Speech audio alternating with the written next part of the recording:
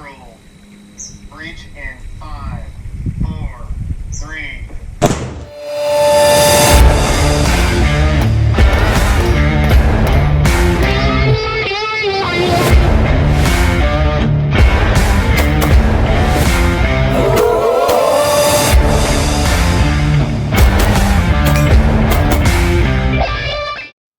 What's up, guys? It's Uncle Freedom coming to you on a glorious and well-deserved day off. And today we're going to continue down that hand-loading rabbit hole that I've been asked so many times for. And we're going to talk about my top 10 essential facts, truths, and tips for hand-loading for accuracy in a rifle. So if that sounds like fun and it's interesting to you, go ahead and like, subscribe, tell a friend. We are growing. It's freaking awesome and amazing. As always, if you guys are trying to find me to get in touch with me, you can find me at Uncle Freedom 213 on Facebook or Instagram, or Uncle Freedom 213 at outlook.com. Don't hesitate to reach out if you got questions, though. I'll tell you, if you need me to look at pictures or video, email them to me. It's easier for me to view those that way because I see them on my computer. Also, if you go onto Facebook or Instagram, in the websites portion of it, there is a Linktree account that takes you to the affiliates of the channel like Gun Mag Warehouse, Cold Tack, Warren Tactical. So if you're looking for any of that stuff, some of the things I talk about, go ahead over there, follow that link, find the stuff that you need, because every little bit helps the channel. And for that, it keeps me making great content for you guys. So my top 10, hand loading for accuracy. Let's go. First and foremost, you need to start with a goal in mind that you want to hit. There is a vast difference in what kind of a bullet I'm going to use to develop an accurate hand load if my goal is to shoot ground squirrels at 300 yards, or to shoot bullseye smallest group possible at 100 yards, or to sit and bang steel MOA and a half steel at 1,000 yards. It's different bullets. It could be a flat base 52 for my little tiny 1/4-inch groups at 100 yards. It might be shooting a 40 grain VMAX at breakneck speeds if I'm trying to shoot prairie dogs, and it's going to be 77, 75 Match King at a higher velocity because I'm trying to get out in the distance. So have a plan before you get started, and then choose your components wisely as you get started.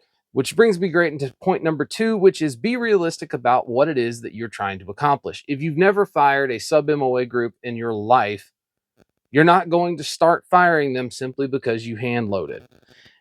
Also, if your gun has never fired below, an M4's, chrome line M4's accuracy with 8.55 at 100 yards, which is about like 2 or 3 MOA most of the time. If your gun's not capable of shooting better than like 1.5 inches ever, you're not going to suddenly start shooting 1/2 inch because you hand loaded something. So you need to be very realistic about what's going to happen. Some of those things, if you've never done it, it's a fundamental problem. You need to spend more time shooting, get better at it, and then expect the expectation. But if you're fully capable of shooting a 1/2 inch load and your rifle's a sub-MOA gun, you can expect to shoot better loads than you thought possible because you have the skill set and the gun to go with it. Number 3, data is everything.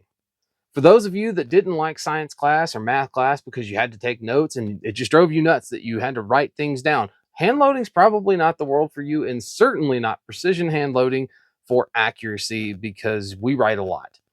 Data is everything. Data runs everything that we do, from the loads to the information we put into a ballistics computer to the stuff we get. Because if we start neglecting that and putting bad data in, we get crap data out. Data is everything.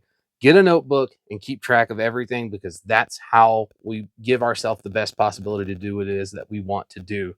Number 4, be ready to change bullets or powders, because there is a high likelihood, higher than you would think, that as you begin this goal, you're going to discover that this bullet isn't going to work for what you thought it was going to do. It happens all the time.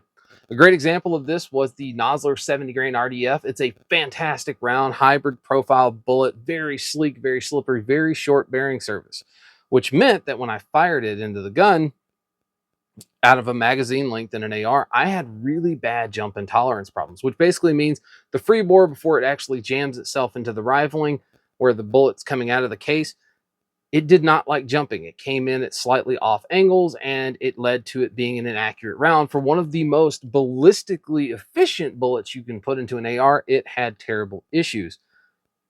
But sometimes you can fix those things. Like for me, it was using the ASC or ammo storage components, stainless steel 20 round mags because they have a slightly longer internal dimension. I still use those mags to this day. They are the best mags for a hand loader, and they are my chosen mag for any sniper weapon system or DMR because they're just good. Ultra reliable, ultra tough. But being able to seek that out a little further made that bullet suddenly start shooting in the .3s. So it was something that simple, but I was to the point where I had realized, like, I cannot hand load this bullet with what I have going on. So I switched and went to a different thing. Number 5, don't buy targets. I know this is counterintuitive, and we can all agree that you need a target to shoot at because that's how we determine whether or not something's accurate. What I'm saying is those targets you would buy, the shoot and sees or something like that with all the grid squares on it and everything, all that's doing is complicating your view, and you'll find yourself actually chasing where the bullet impacts and trying to make the bullet hit where you're aiming. When we shoot for accuracy, when we're trying to develop a hand load, we don't really care where the bullet hits. We just need a consistent aiming spot and then a place around it where the bullets can impact so that we can actually move that impact where it needs to go if the round is worth us loading. It doesn't matter where they impact as long as they group together. That's what we're paying attention to when we start shooting for accuracy and we're developing a load. Once you develop the load, then accuracy is important. Then shoot on those all you want. But you don't need that. So an example of what I use for mine, I make targets. So the targets I make look like this. Vanna White. This is a piece of foam presentation board like you'd use for your kids to do a science project. And you will notice that I take a yardstick and make vertical and horizontal lines. And then on the intersecting points, I use 1.5 inch chroma label dots. That's it. Nothing specific. I put a little black dot in the center of it so I have a smaller focal point when I'm aiming. But you'll notice over here, I write down the powder type I'm using and the bullet that I'm using. And then above each dot is the powder weight that I am shooting. Again, I don't care where the bullet impacts. I just want to see the group. And you can see on some of these, the group is atrocious, right? That's the stuff. This becomes a data point that we can use later because I can go back and look at it and be like, man, what was screwed up on that? So if we look at, for example, here, accurate 25-20 on a 77 grain Match King, my first group right here is 0.775 inches, and that was with 24.4 grains. Here's the problem with that. That velocity wasn't high enough. But if we go all the way down here, where we started really getting into it, 25.2 grains, that's my group right there, and covered up the tip of my finger. 0.689 inches out of my AR, and I hit my velocity requirements that I set in the beginning with the goal that I wanted to hit. I'm around a 1/2 inch gun with that gun, and I hit the velocity requirements, meaning that was going to be a go for me. You also have to confirm it later, but making a target like this gives you a hard data point. It's also very easy to store these. I buy these in bulk. They're about 50 cents a piece. You can get a full roll of the labels, like 500 or 1,000 labels, for like $6 on Amazon. So that's what I do. That's how I make my targets. I do not buy targets. I make my own because it gives me a better data point, much cleaner, that I can actually sit down, pull it, measure stuff out. Love those. Number 6, having a chronograph when you're doing loading for precision and accuracy is a non-negotiable part. It's no longer a matter of if you want to own one or not, or if you trust the numbers or not. There are ballistic formulas in which I can go in and actually determine how fast the bullet was going at a certain time to verify my data for that, but it's still never going to be as consistent or accurate as me having a chronograph. I do not recommend the Caldwell Ballistic Precision Chronograph because it's just not that good. The freestanding one I like to use is the Competition Electronics Pro Chrono Deluxe with Bluetooth. It's awesome. Links to my phone. It's a great piece. But typically, if I'm shooting for a rifle, I am shooting this guy. So when we're talking about loads today, I'm primarily talking about the AR-15 platform, AR-10. But I use this. I have 2 of these. This is the Magneto Speed Sporter setup. It's a much smaller setup. And then I have the full Magneto Speed system. What I have is magnets down here in the bayonet. This mounts just behind your muzzle device. Those magnets, as the bullet travels through, it disrupts the magnetic field, giving me incredibly accurate muzzle velocity, standard deviations. And that's the data point that we need when we shoot this, because again, hand loading for accuracy is all about data. Number 7, if you're going to go out and buy 100 projectiles to try to develop a load, you're probably better off to just buy 500 of them, because as I stated in the previous video, having 100 projectiles and you do everything perfect the first time means you probably have 55 rounds when you're done. Having 500 of them allows you to really get in depth, tailor things, and then you can still make more bullets when you're done. It also keeps you from having to go back lot to lot to reload more ammo.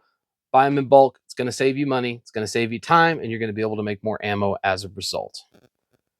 So, number 8. Most of the time, believe it or not, precision bullets, like long distance precision bullets, shoot better when they're moving slower. Well, what's the fun in that? But it's true. I can tell you for a fact, IMR 4064 is a very, very slow burning powder. It is arguably too slow to load in a 5.56 with like an 18-inch barrel. But moving slower, that round will consistently, if I'm loaded down in that 2,500 to 2,480 feet per second with like a 75 grain boat tail hollow point, it will consistently shoot groups like 0.3 inches. But the minute I start trying to ramp the speed up on that bullet, there's only a few powders that work with it. But if I keep the velocity below 26, I can use a ton of powders and put together like sub-half MOA groups with it. The problem in lies there is it doesn't work for me to shoot far away because that's more time in the wind and for gravity to affect the bullet. But just know that most match bullets, longer, heavier for caliber profiled bullets, from ARs, you're talking 68 to 77. When we get into that territory, slower is actually going to make them group better if you're not trying to shoot long distance. It's not all about speed, but sometimes it is. Number 9, this is a process. It's a marathon. It's by no means a sprint. Developing a really good, accurate, consistent, repeatable load takes time and components. Nobody gives a damn that you made it in a day. This takes time that you have to go out and do it. And if we're honest, it takes even more time because you need to shoot that in varying conditions so that you understand what shooting in 110 degrees does to that bullet versus shooting in 30 degrees. Temperature powders that have a very high temperature insensitivity can really shorten that gap some, but there's always going to be a difference for the most part. It's a marathon. Don't expect to get it right in one day. I have loads I've gone to the range 10, 12, 13 times for, and I still didn't have the data I wanted that matches what I wanted to see. But don't give up. The answer is around the corner. Just, again, never be afraid to swap bullets, powders, or primers because something isn't working. But I will tell you, if you are out doing this and you've got a load that's consistently giving you like a single digit standard deviation, which is the average deviation in feet per second between rounds fired, if you're getting a single digit standard deviation and your shit's shooting everywhere, you might just have a seating depth problem. Then we can go look at that. That's another part of hand loading. First and foremost, just understand it's a marathon. It's definitely not a sprint. Number 10, never be afraid to just stop. And for the people in the back, never be afraid to just stop. We've all had days we've gone to the range and we shot poorly. For example, most of the time when I'm going to go out and shoot precision, when I'm trying to group ammo and make sure, I have good old standbys. Mark 262. This one is a 69 grain Sierra Match King with 8208 XBR. This round is 1,000 yard confirmed, holds MOA easily at 700 yards. So below 7-inch group at 700 yards. This will shoot into half-inch very consistently. I'll show you the target in another video when we talk about how to collect data. But this is my standby. If I go to the range with this and I'm suddenly shooting like 1.5-inch groups consistently, maybe it's not my day. And instead of sitting down behind the gun, becoming frustrated, wasting components, and running the possibility of completely discounting and disregarding a load that may have been freaking perfect, but you're shooting poorly that day, so you just discounted it as not going to work. Stop what you're doing. I know your time's valuable. I know going to the range may be a rare occasion. Again, it's a marathon, not a sprint. If you're shooting really poorly, it's better for you to stop or go do something different than to give yourself bad data, or even worse, discount something that was perfect for you because you were having a bad day shooting. So never be afraid to just stop. Now, on to a few bonus points. We have 3 for you today. First one is that lot changes matter. So that means if I go out and I bought a pound of this powder, and I've had this happen, little anecdotal, story for you here. I was developing a load with the 75 grain boat tail hollow point and Power Pro 2000 MR. When I went out and I started shooting that particular load, I had a load that turned in consistent 0.6-inch groups. Like I could shoot 10 in a row and they were all within like 0.4 to 0.6. So that's a great shooting load, right? It was awesome. It was great. When I went back to buy more powder, I got a powder from a different lot, same powder, but you can get inconsistencies lot to lot. Happens all the time. Not as frequent with bullets, but it definitely happens with powder. So always what I do, my standard was, we'll say this was a 25 grain load. It wasn't, but I would go down 6/10 of a grain in 0.2 increments. So I would do 24.4, or I would shoot 24.4, 24.6, 24.8, 25, and then I would go 25.2, 25.4, and I would shoot them. And what actually happened was I discovered that even though my original loading grouped incredibly well, my velocity was not the same, and I was missing my target. I was off on my target at 100 yards by 2/10 of a mil. Doesn't sound like much there because a tenth of a mil is roughly like 0.3 inches, give or take.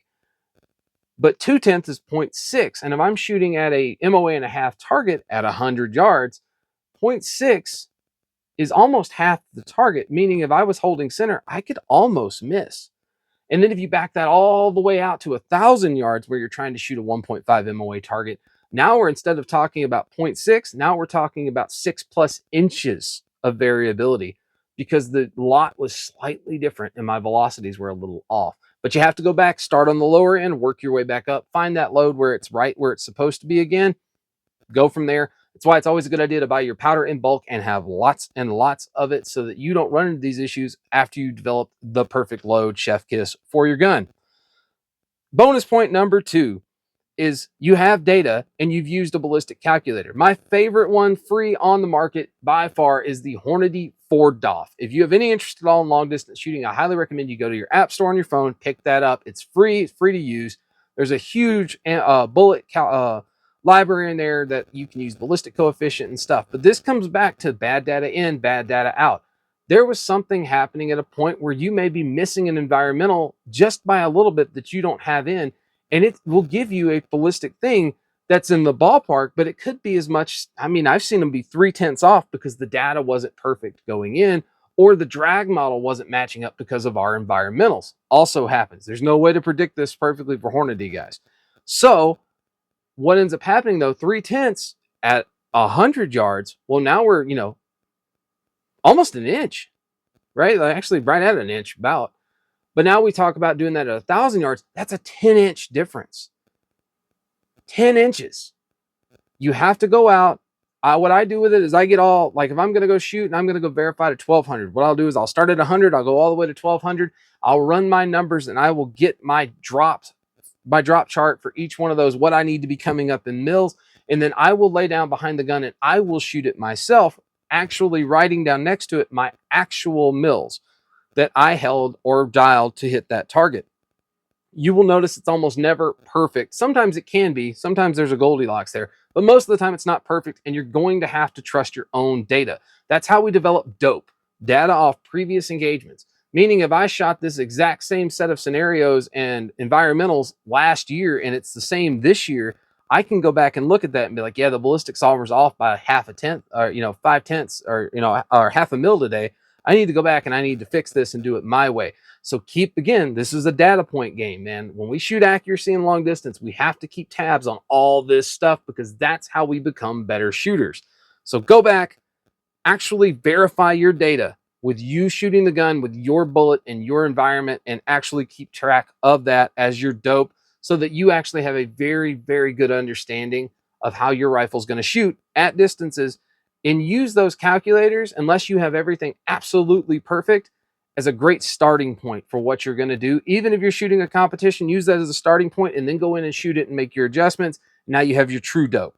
So something to keep in mind for that. And last but not least, and I feel one of the most important things you'll ever do if you're going to shoot precision rifle, is you absolutely have to keep a maintenance and round count log as well as a development log. So when I would shoot stuff, I would use something like this guy here. I would write down dates, environmentals, group size, powder charges, seating length, everything in here, my group size, standard deviation. So I have a log of what worked at what point. I can also identify velocity nodes, which we'll talk about and what data points you need to look at in a different video. But then the biggest one is keeping a round count log so that I know how many rounds I've fired on that particular set of equipment, but then keeping tabs of when I had to replace gas rings, gas tubes. Maybe I burned a barrel out.